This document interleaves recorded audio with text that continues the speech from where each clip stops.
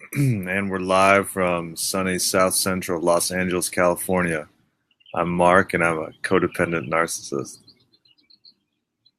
Really, the only two things the only two tools, the main two tools I use right now on my search for truth, my search for God and spirituality, are really just are really meditation and journaling.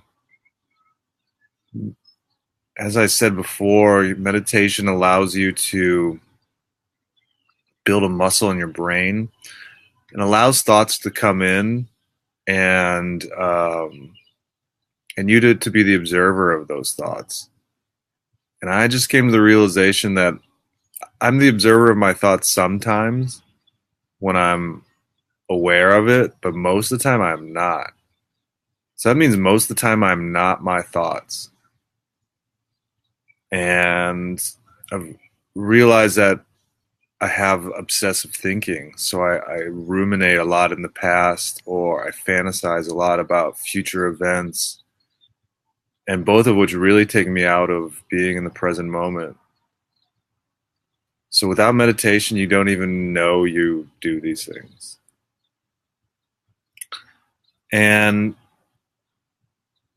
there's something about journaling that takes meditation to the next level because it's bringing something out of the intellect, out of your mind, and putting it on a piece of paper. And then you're able to like look at it. You're able to write down your feelings and process them and read about it and realize like, man, maybe I'm kind of like a shitty person and maybe I need to change. Or you write some things down and you're just like, man, I'm so ridiculous right now. So ridiculous.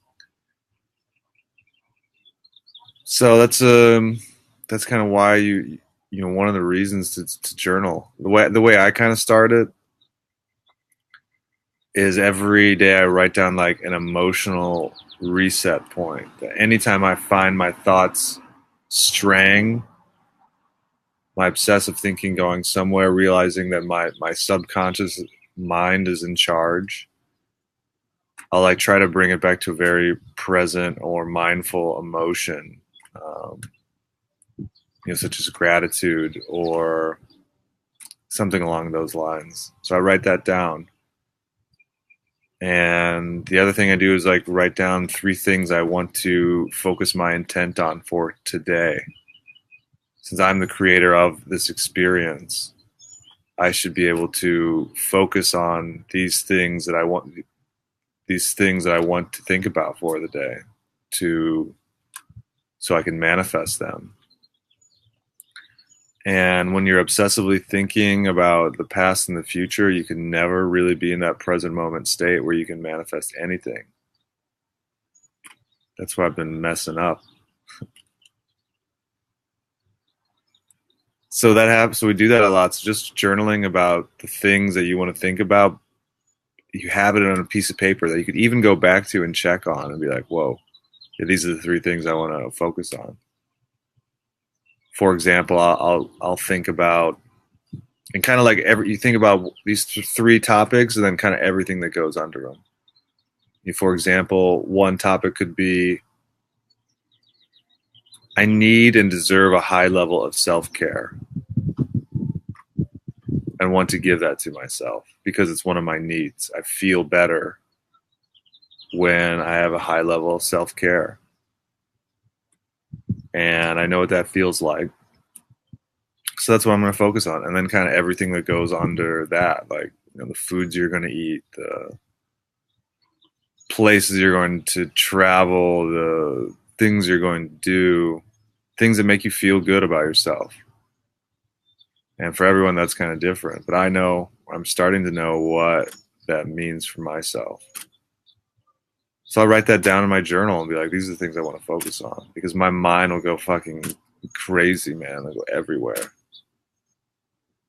You think about, like, I just have a big problem with like Wikipedia, man. You just like click through Wikipedia all the time and like fucking read shit. So my mind will just go and go and go and go and really get into obsessive thinking. So being able to write down these things in my journal is super helpful. The other thing that I get into in journaling is just be. The other thing I'll do is just kind of like free flow, man. Like just start writing like 3 pages every day in your journal. See what comes up. No judgment about it.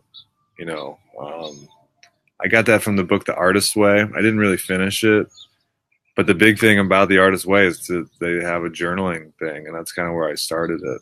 And it seems like it wouldn't work really in the beginning, but that's just because you haven't done it repetitively enough. You know, it's one of these things you have to do like 30 days, 60 days, 90 days. Once you're there, you're like, whoa, what would I do without this shit, man? It's so helpful. So helpful. A lot of times, my journal entries become, these conversations that I have with myself or whoever is listening on the Shut Up and Feel live stream. Get a lot of got a lot of intuition that I write down in the journal. So those are huge tools for me, really big tools that I don't think I could have progressed without. And yeah, man, journaling's key. Highly, highly recommend it. It's a great place to discover it was a great place for me to really discover my feelings and to be honest with myself and to write down like your deepest, darkest secrets.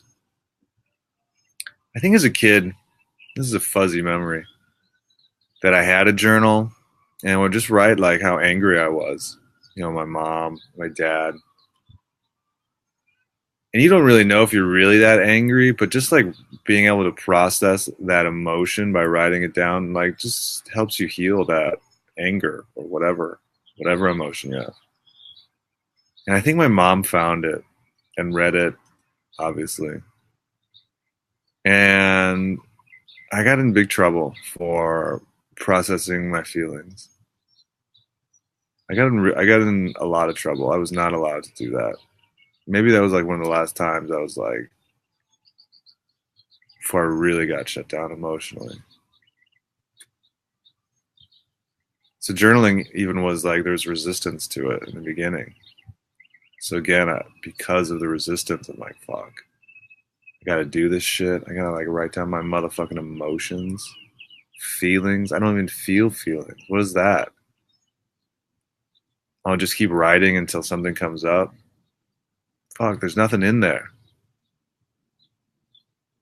So journaling's been a big tool for me. And sharing this podcast, I would say that's a third big tool. Sharing my experience as a way to help me heal, to reduce shame, to find my own voice. Yeah, sharing would be a third tool, third big one that only I'm now realizing.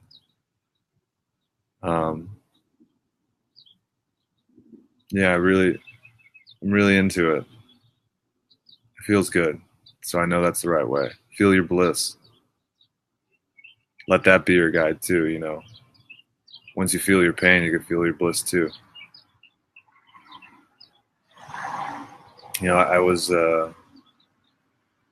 I really understand what a lot of people are going through out there. I was not seen as a kid. I don't think a lot of people were. Just kind of the culture doesn't support it right now. So I really understand what a lot of people are going through, and I hope this, if anybody watches it, I hope it encourages you to share your story and your truth, and to find your voice, and really, really start on the path of healing yourself. It's pretty awesome, man. I don't know what I what else to do, really. It's all I do. So I hope this message finds you well, and I'm sending you a lot of love. Thanks for listening.